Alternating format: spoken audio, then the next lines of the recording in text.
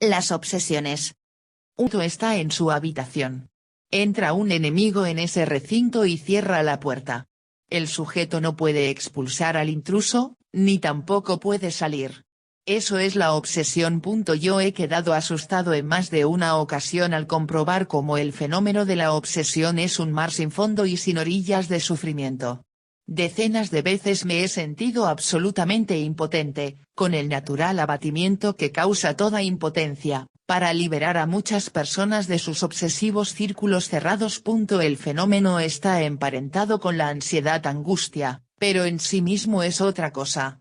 Entre ambas obsesión y ansiedad-angustia, hay una relación de causa a efecto, a modo de un círculo vicioso, como veremos, pero encierran, repito, contenidos específicamente distintos.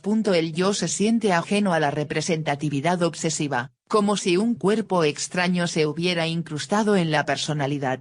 Se trata, en definitiva, de representaciones que se le imponen al sujeto y se le hacen presentes en el primer plano de la conciencia contra su voluntad, y le resulta difícil, casi imposible, alejarlas.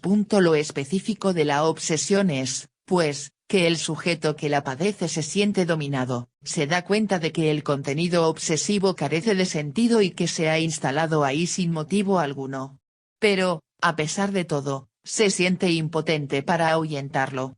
Esto es lo más característico del fenómeno obsesivo. La mayor desdicha que puede experimentar un hombre es el no poder ser señor de sí mismo, el sentirse interiormente vigilado y paralizado por la presencia de un gendarme. Es como si le hubieran encadenado de pies y manos, como si su libertad hubiera sido gravemente herida en un ala y se sintiera totalmente impotente para volar, para ser verdaderamente dueño y señor de sí mismo, de su propio mundo.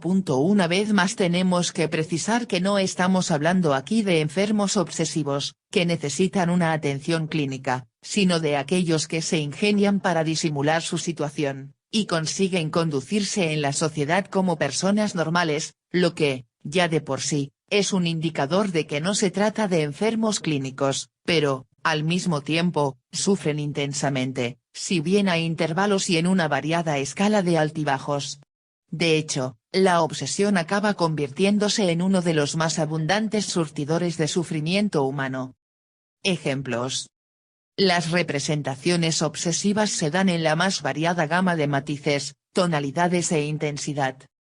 El pueblo se expresa con una frase plenamente certera y feliz cuando dice, se le pone, se le puso. Una mujer vivió durante muchos años cuidando de su padre, enfermo, y lo hizo con esmero y cariño. Meses después de fallecido el progenitor, se le puso en la cabeza a la hija que no había cuidado con suficiente solicitud a su padre mientras vivió.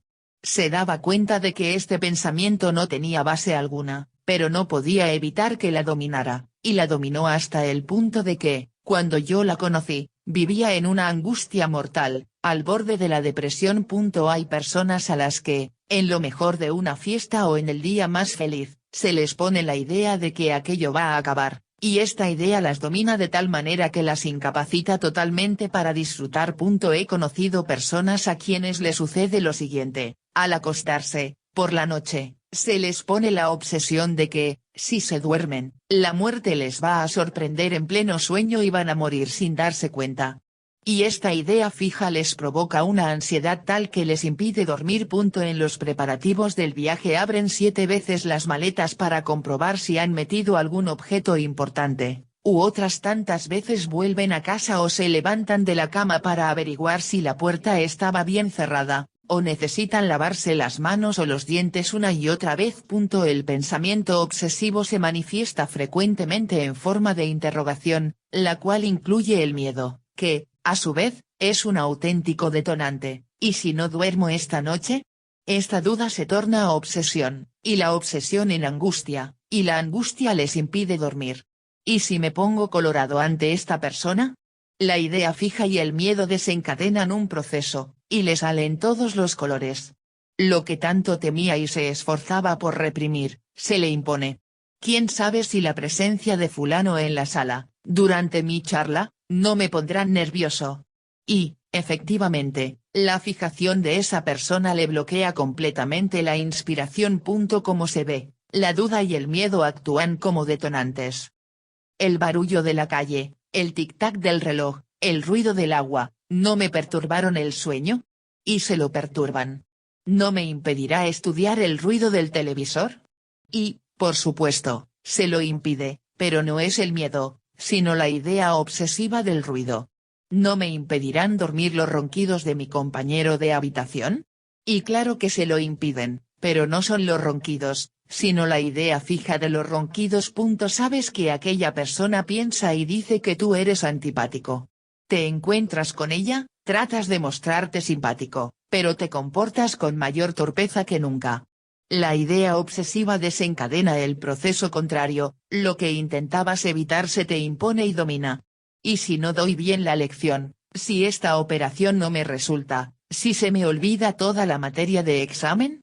Y claro que se le olvida, y opera desmañadamente, y da la lección de la manera más deslucida. La mayor parte de las llamadas dudas de fe se reducen a eso. El miedo represivo hace que aquello que se quiere evitar se le imponga y lo domine a uno. No son, pues, dudas de fe, sino reacciones psicológicas. La misma cosa acontece con los pensamientos o deseos deshonestos, lo que se teme y reprime contraataca en la medida en que se reprime, es como un resorte demasiado apretado, cuanto más se lo fuerza, más fácilmente salta. La duda degenera casi siempre en inquietud obsesiva, en relación con la salvación eterna, se plantea de esta forma: ¿quién sabe si me salvaré? ¿Y si estuviera predestinado a la condenación eterna? He conocido sacerdotes ya ancianos con duda obsesiva, acerca de la validez de su vocación, y, por consiguiente, de sus misas y confesiones. ¿Cabe angustia mayor? La religión, sobre todo si está basada en la culpa y el temor, es una de las fuentes más profundas de obsesión y angustia. Hay personas que se confiesan diariamente, y aún varias veces por día, porque se les pone en la cabeza que no manifestaron bien sus pecados. Y cuantas más veces se confiesan, más intranquilos están, pensando si habrán consentido en tales o cuales pensamientos o imaginaciones. Signo de exclamación abierta a una tortura. Y dicen, si yo no tuviera el aguijón de estos escrúpulos sería la criatura más dichosa del mundo. Sobre su historia tiene 75 recuerdos halagüeños y tan solo 5 negativos. Pero se les ponen e imponen en el primer plano de la conciencia esos 5 puntos negros, de tal manera que acaban dominando todo su horizonte histórico, como si su vida se resumiera en esos 5 recuerdos negativos, resultándoles imposible realizar una evaluación correcta acerca de sí mismos. Un solo fracaso les obsesiona a algunos de tal manera que, por largos años, respiran por esa herida, y desencadena en su interior un proceso general de inseguridad y de complejos de inferioridad, perturbando notablemente el desarrollo armónico de la personalidad y orientándola hacia actitudes pesimistas y reacciones negativas. De pronto, el rencor adquiere en algunas personas caracteres obsesivos, el personaje más desagradable, un enemigo, invade su mente y se instala en ella con rasgos tan indelebles que son incapaces de expulsarlo. Y viven dominados por el recuerdo de ese enemigo. Ciertas fobias o manías contra una determinada persona tienen también un carácter obsesivo. Se trata de un impulso insuperable e incontrolable de antipatía, una obsesión que nació y vive a despecho del sujeto afectado, pero ahí está, ¿y quién podría desplazarla? Las presunciones o aprehensiones son ideas fijas revestidas en la mente del sujeto de tal realismo que nadie podría convencerle de que lo que está suponiendo no sea objetivo. Fulano está en contra de mí, aquí nadie me quiere, el jefe ya se enteró, aquellos otros me han retirado su confianza, aquel no pasó a saludarme, lo que quiere decir que le soplaron lo que dije de él, entre bastidores están tramando desplazarme del cargo. Ya nadie cree en mí y son suposiciones que carecen de todo fundamento. Puros fantasmas.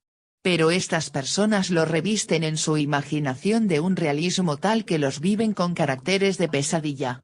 ¿Cuántas veces he visto despuntar la aurora de la alegría en sus rostros tan solo con este toque de clarín? ¿Despierta? Todo eso es mentira, un puro fantasma de tu mente. Hay casos en los que no se dan propiamente contenidos, sino estados obsesivos, y esto es más grave. Estos sujetos no son torturados por obsesiones con perfiles concretos, sino por una confusa mezcla de recuerdos que los agobian, sombras que los entristecen, ansiedades que los turban, inquietudes punzantes llegadas en oleadas sucesivas sin que se sepa exactamente de dónde provienen ni a dónde los llevan, fondos oscuros, mundos ignotos, impresiones irracionales, sensaciones sin rostro, todo lo cual envuelve a esas personas en un clima de temor confuso y oscuro, como si mil fieras invisibles se les cruzaran en el camino. Estos estados se dan en ciertas personas y en determinadas circunstancias, y, probablemente, necesitan atención clínica. Causas y remedios. He ahí la obsesión, noche de fantasmas, mar sin fondo de angustia y ansiedad. Leyendo las páginas precedentes, el lector se habrá preguntado, y signo de interrogación abierta, ¿qué hacer para ahuyentar tantas sombras? El fenómeno es sumamente complejo. Hay personas cuya constitución genética, recibida a través de los cauces hereditarios, es muy proclive a las fijaciones obsesivas. Basta con que en su entorno vital haga, de pronto, su aparición un factor estimulante, a modo de detonador, y entran rápidamente en crisis, se sienten sitiadas por la obsesión y no ven la manera de salir de esa situación. Estos detonantes pueden tener tonalidades muy distintas. Podríamos multiplicar los ejemplos para demostrar cómo un mismo motivo, que a unos les provoca un pavor obsesivo, a otros los deja fríos, o lo que hoy asusta y obsesiona a una persona, al mes siguiente no le causa ningún efecto, y viceversa. Como veremos, el fenómeno depende también de los estados de ánimo. Cuando un sujeto se halla en un estado altamente nervioso o dispersivo, normalmente será fácil presa de las obsesiones, lo que no sucederá cuando se encuentra tranquilo y en una situación normal. En otras ocasiones se dan una serie de motivaciones y móviles que, desde la oscuridad, actúan sobre la persona. En este caso, los contenidos obsesivos se hallan ligados a la historia vital interna de la persona, en la que unas vivencias se engarzan con otras, emergiendo en la obsesión como una síntesis de carácter simbólico entretejida de acontecimientos pasados. En este caso, un buen tratamiento de psicoanálisis puede ayudar a descubrir y sacar a la luz las oscuras motivaciones que engendraron la obsesión. Con frecuencia, el mero hecho de tomar conciencia de lo que sucede en el misterioso plano de los submundos interiores suele ser el principio de la curación. No nos estamos refiriendo aquí, lo repetimos una vez más, a los enfermos obsesivos, aquellos que necesitan una atención médica, sino a los que son obsesivos normales, sin olvidar que también estos pueden caer, por emergencia, en crisis insostenibles. Según he podido observar, estos obsesivos normales entran casi siempre en este temible círculo vicioso, la vida agitada, las pesadas responsabilidades, así como un entorno vital estridente y subyugador, conducen a estas personas a una desintegración de la unidad interior, que rápidamente deriva en fatiga cerebral, ya que, en fin de cuentas, toda dispersión no es sino una gran pérdida de energías, como también sucede con la desintegración del átomo. Esta fatiga cerebral deriva inmediatamente en fatiga mental. Y fatiga mental no es otra cosa que debilidad mental, o lo que es lo mismo, incapacidad de ser señor de sí mismo, de adueñarse del curso de la propia actividad interior. El sujeto se siente impotente para retener y controlar las riendas de sus recuerdos, imágenes y emociones. Es la impotencia. Al sentirse la persona mentalmente débil, los pensamientos y recuerdos, por lo general desagradables y sin motivo ni razón de ser, se instalan en ella, apoderándose con facilidad de su mente y ocupando todo su territorio. Y siendo el enemigo la obsesión, más fuerte que el dueño de la casa la mente, ésta acaba siendo derrotada por aquella. Viéndose dominado e impotente para enfrentar al enemigo, el hombre es fácil presa de la angustia-ansiedad, que, a su vez, produce una fatiga y debilidad mentales cada vez mayores. Cuanto mayor es la debilidad mental, mayor es la fuerza de las obsesiones para adueñarse, sin contrapeso, del hombre, con la secuela de una angustia cada vez más intensa. Este es el círculo vicioso, mortífero y fatal, que mantiene a tantas personas, y por tanto tiempo, presas de insufribles agonías. ¿Qué hacer?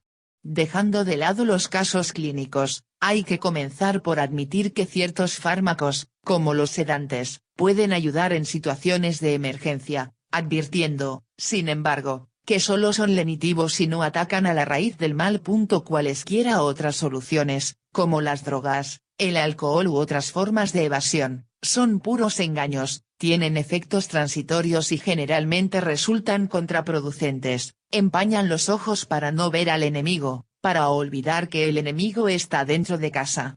Pero al despertar, cuando cesa el efecto de tales remedios, comprobarán que el enemigo continúa ahí, en el mismo recinto, y más fuerte que nunca. No hay manera de escapar de sí mismo.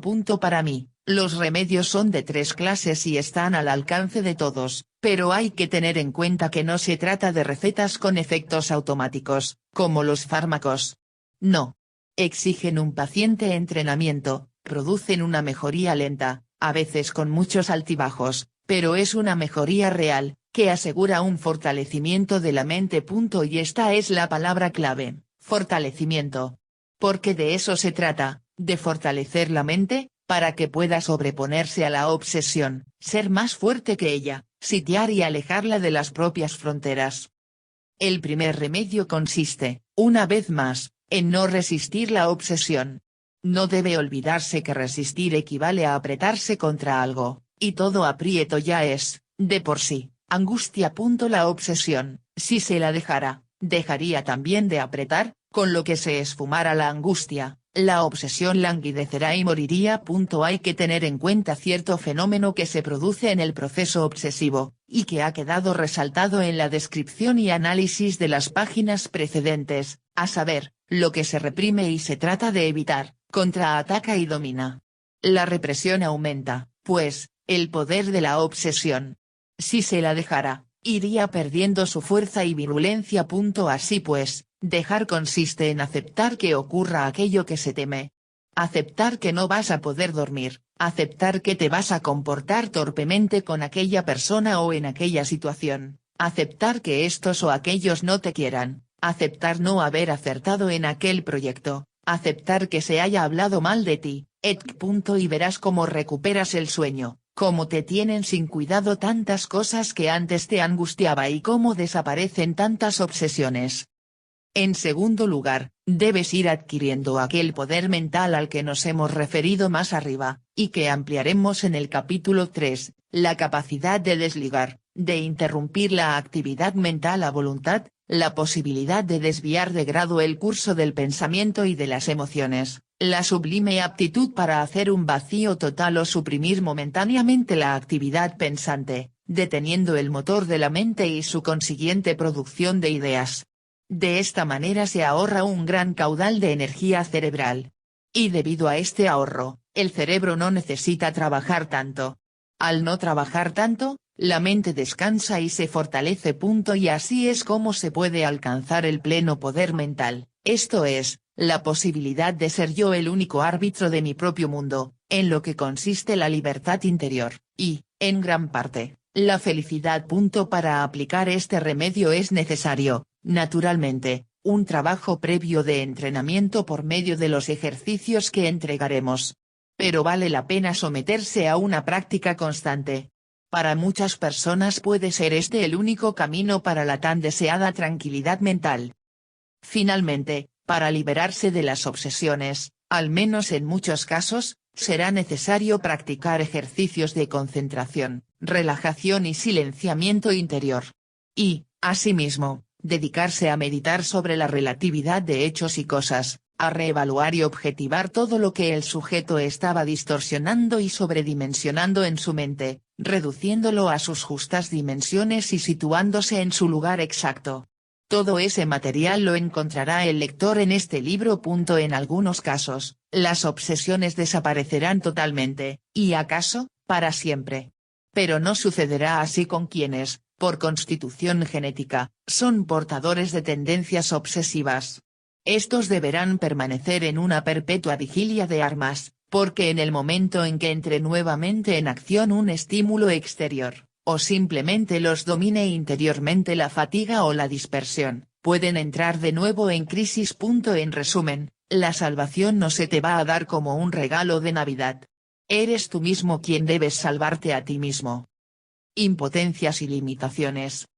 He aquí el misterio del hombre, infinito en sueños y tan poca cosa en posibilidades. Como esas hendiduras abiertas en las pendientes de las montañas, así lleva el hombre marcadas en sus raíces unas fronteras infranqueables, desea mucho y puede poco, apunta alto y clava bajo, hace lo que no le gusta y no puede hacer lo que le gustaría, intenta ser humilde y no puede, se esfuerza por agradar a todos y no lo consigue, se propone metas concretas y, frecuentemente, se queda a medio camino. Brega por transponer sus propias fronteras, suavizar los rasgos negativos de su personalidad, pero ciertos condicionamientos, que le vienen desde los senos más profundos de su ser, se le cruzan en el camino. ¿Cuántas veces lucha por extirpar sus rencores, soslayar sus envidias, calmar sus tensiones y proceder siempre con paciencia y bondad, pero no se sabe qué demonios interiores interceptan sus esfuerzos y lo dejan maniatado. Originalmente el hombre es contingencia, precariedad, limitación e impotencia. He aquí el hontanar más profundo del sufrimiento del hombre, sus propias fronteras. Ya desde su primera infancia, el ser humano se ciñe con el complejo de la omnipotencia, el niño vive la impresión de que el mundo entero gira en torno a él, y, respirando vapores narcisistas, mitifica cuanto le rodea. Sus padres tienen belleza y poder, su hogar es el más importante del vecindario, y en medio de tanta maravilla, él, por supuesto, es una perla preciosa. En cuanto se asoma al balcón de la vida, el niño comienza a despertar de aquel fantástico sueño, y comprueba que sus padres no son tan maravillosos como se había imaginado, ni su familia tan encumbrada, y que él tampoco es el eje del mundo. Es un despertar amargo, ciertamente, pero es también el primer paso hacia la salvación. El gran desatino, el error fundamental del hombre, consiste en querer permanecer encerrado, como en un tibio seno materno, en el limbo de los sueños y las ficciones. Sin darse cuenta, puede dedicarse a dar a luz ilusiones de omnipotencia y narcisismo, haciendo girar en sueños el mundo y su escena en torno a su eje. Son muchos los que viven así. Pero como la vida no es ensueño, la dura realidad le obligará a despertar a cada instante, y así es como su existencia puede transformarse en una cadena ininterrumpida de sobresaltos. El primer capítulo de la sabiduría aconseja al hombre mirar con los ojos abiertos la fría objetividad, permanecer sereno y sin pestañear ante las asperezas de la realidad, aceptándose tal como es, que somos esencialmente desvalidos, que es muy poco lo que podemos, que nacimos para morir, que nuestra compañía es la soledad, que la libertad está mortalmente herida, que es muy poco lo que podemos cambiar, que, con grandes esfuerzos, vamos a obtener magros resultados. Pero en lugar de mirar fríamente la cosa y aceptar serenamente, el hombre puede sentirse también tentado a apartar la vista o esconder la cabeza bajo el ala, como el avestruz, a cubrirse de falsos rostros y atavíos ajenos, o, simplemente, buscar vías derivadas y salidas evasivas. Vana ilusión. Tarde o temprano, las falsas seguridades se las llevará el viento, los maquillajes se desteñirán bien pronto, y el hombre se encontrará de nuevo desnudo y desvalido frente a la realidad fría y hostil. Es inútil, no hay retirada posible. Hay que comenzar por enfrentar la cosa y aceptarla sin turbarse. El instinto primario del corazón humano es agradar a todos. ¿Se consigue este deseo? Rara vez. Todos los hombres desean y se esfuerzan por triunfar en los negocios, por ser felices en su matrimonio y su vida familiar. Hacen verdaderas proezas por dar alcance a estos ideales. Pero pasan los años y ¿cuántos son los que pueden cantar victoria? Muy pocos. Para numerosas personas, la vida, en sí misma, no es más que una decepción. Son muy pocos los que responden que harían el mismo recorrido si se les diera la oportunidad de comenzar de nuevo. Muchos han podido alcanzar éxitos parciales en objetivos secundarios, pero sienten que no han acertado en lo fundamental, aunque se esfuerzan por ocultarse a sí mismos esta decepción o por equilibrar la balanza con pequeñas compensaciones y evasiones diversas. Así pues, las desilusiones derivan de las ilusiones, y las decepciones, de las ensoñaciones. La gente comienza por encaramarse en el tejado de las ficciones, y así la caída no puede menos de ser mortal. Comienza por ilusionarse, cerrando los ojos a la realidad, acariciando fantasías desmedidas, y el despertar no puede menos de ser amargo, y enorme la frustración. Esta es la razón por la que nos encontramos en cada esquina con tanta gente decepcionada. La vida del hombre sabio deberá ser una eterna Pascua, o un constante paso de los sueños a la realidad, de las fantasías a la objetividad. El sabio sabe que no se puede ser completamente feliz, completamente perfecto, que en la vida deberán alternarse triunfos y fracasos, alegrías y penas. Por eso, el hombre sabio no se asusta ante las emergencias imprevisibles. Y apenas sufre. Constitución genética y personalidad. Entremos, pues, en la tierra sagrada de la objetividad. Necesitamos declarar la guerra a los ensueños, desplumar las ilusiones, tomar con ambas manos la piedra dura y fría de la realidad y avanzar así hacia el reino de la sabiduría. En este capítulo estarnos tratando de descubrir las raíces del sufrimiento. Nuestro intento es eliminarlo, o al menos, mitigarlo. Para lograr este intento, digamos, para comenzar, busquemos la línea divisoria entre lo posible y lo imposible, lo posible, para enfrentarlo y superarlo, lo imposible, para dejarlo atrás. La personalidad es producto de dos factores, herencia y ambiente. Comencemos por el primero. Haciendo una inmersión en el misterio radical del hombre y su libertad, descendamos en las aguas profundas hasta tocar el fondo del misterio, la composición bioquímica de la célula. Analizaremos las últimas moléculas llamadas genes, donde está escrita con caracteres generales mi propia historia. En la segunda mitad del siglo XX se han producido descubrimientos trascendentales en diversos campos de la ciencia. Pero hay un avance que supera a los demás, y es el de la biología molecular, o más concretamente, el descubrimiento del código genético, que, a la larga, superará en trascendencia al de la energía nuclear. La ciencia del futuro es, pues, efectivamente, la biología molecular, y el ascenso del hombre seguirá los rumbos que le marque la ingeniería e industria genéticas.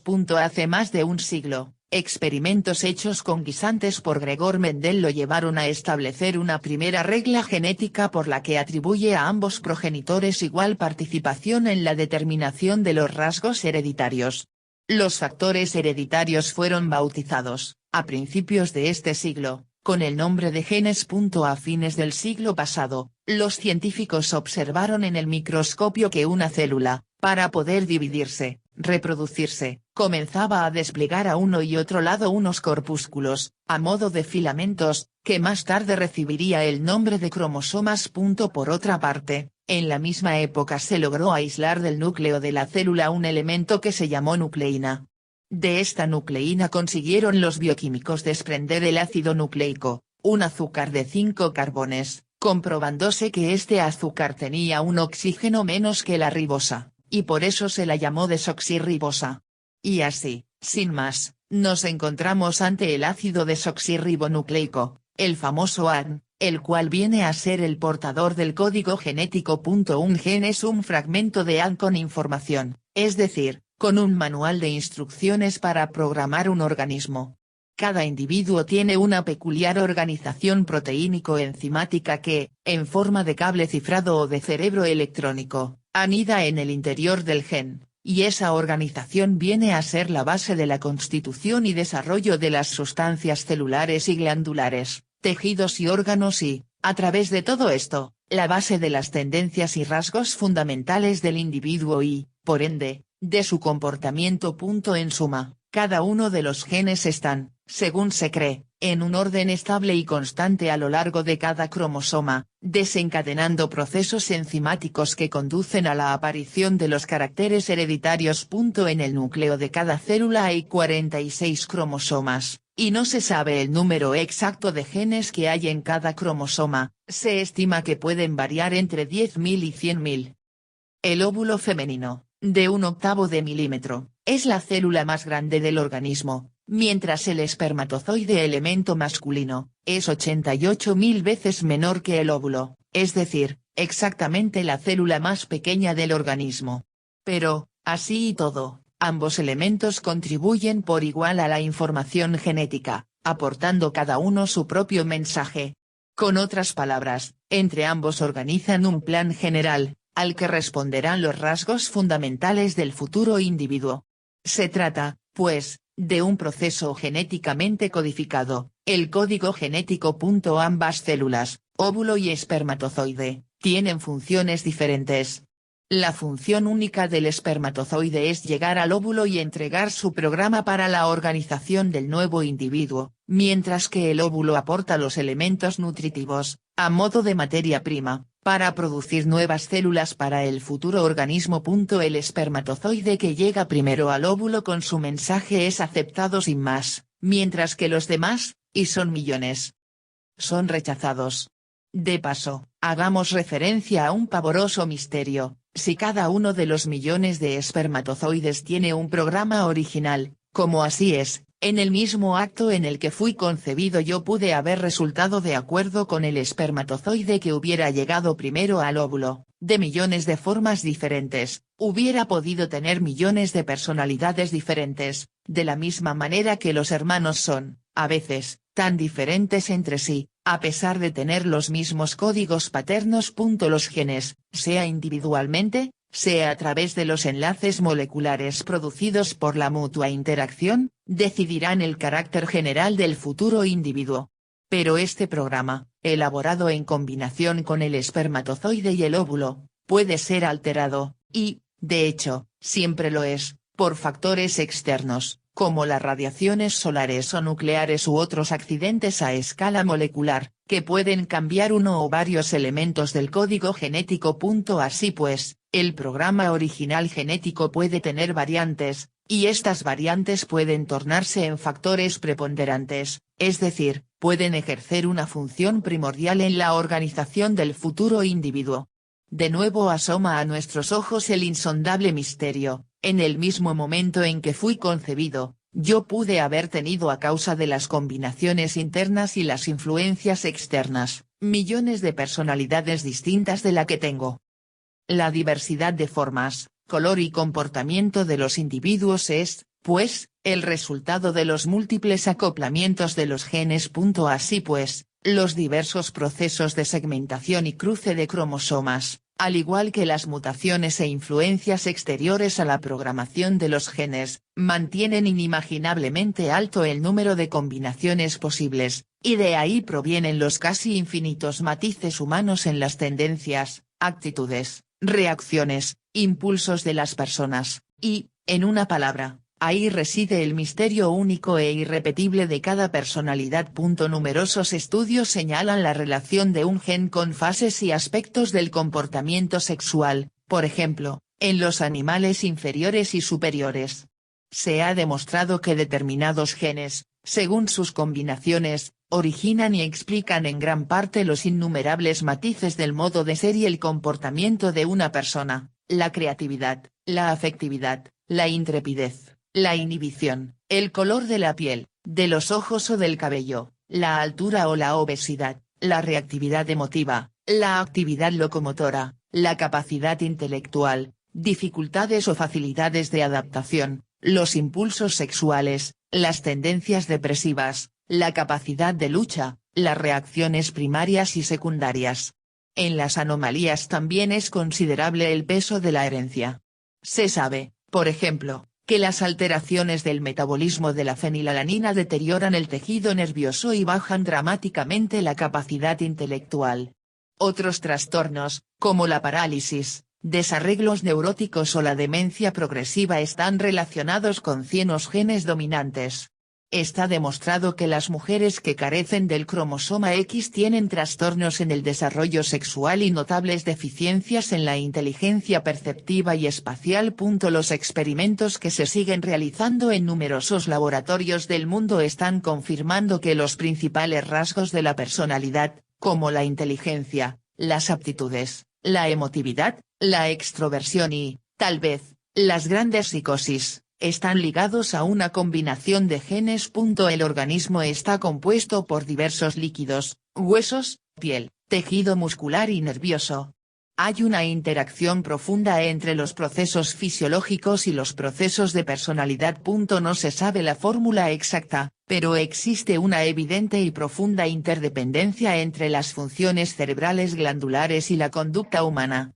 Si se lesiona una determinada zona cerebral, hay una inmediata repercusión en ciertos aspectos del comportamiento. Un funcionamiento deficiente del hipotálamo, de la hipófisis o de las glándulas suprarrenales pueden explicar las desviaciones o excesos de un determinado sujeto en la conducta sexual. La impulsividad y la afectividad están determinadas, frecuentemente, por el equilibrio endocrino. También el ambiente, como es obvio, contribuye a la formación de la personalidad. Podríamos decir que la personalidad es la herencia más el ambiente, mutuamente relacionados y profundamente entrelazados. Ahora bien, ¿en qué medida o proporción influyen un elemento y otro? Signo de interrogación abierta. ¿Cuánto se debe a la determinación genética y cuánto al ambiente? Estamos en condiciones de afirmar que, grosso modo, la estructura cerebral y glandular contribuyen al temperamento, y el ambiente, a los hábitos, mentalidad. Pero no es posible una cuantificación ni se pueden establecer leyes de proporcionalidad. La inteligencia, factor importante de la personalidad, está relacionada con el sistema nervioso central y con el sistema neuroglandular, y ambos sistemas, por otra parte, influyen decisivamente en el temperamento, que constituye la base de la personalidad. En cada personalidad existen amplias variaciones en las células cerebrales, tanto en número como en metabolismo, conexión y disposición general. De acuerdo con estas combinaciones, completamente desconocidas para la ciencia hasta el día de hoy, puede darse una gran variedad en lo que se refiere a condiciones intelectuales. Un sujeto es dueño de una poderosa inteligencia lógica, pero tiene mala memoria, y con su inteligencia lógica es una lumbrera para las ciencias exactas y una nulidad para la filosofía. Hay quienes tienen una excelente memoria para los números, pero muy escasa para los nombres y nula para recordar lugares. El niño que fue una nulidad en la escuela, hoy hace prodigios en un taller mecánico, y el premio Nobel en astrofísica es incapaz de cambiar una rueda de su automóvil. Personas que hasta los 15 años ocupaban los últimos lugares en el aula despiertan tardíamente, y acaban brillando como astros en la universidad. Hay quienes se mantuvieron siempre en los primeros puestos a lo largo de su carrera, y luego resultaron mediocres en la vida profesional, mientras que otros que fueron una mediocridad en el aula, han brillado con luces propias en la vida. Un organista que puede interpretar brillantemente cualquier partitura, es incapaz de improvisar 5 compases seguidos.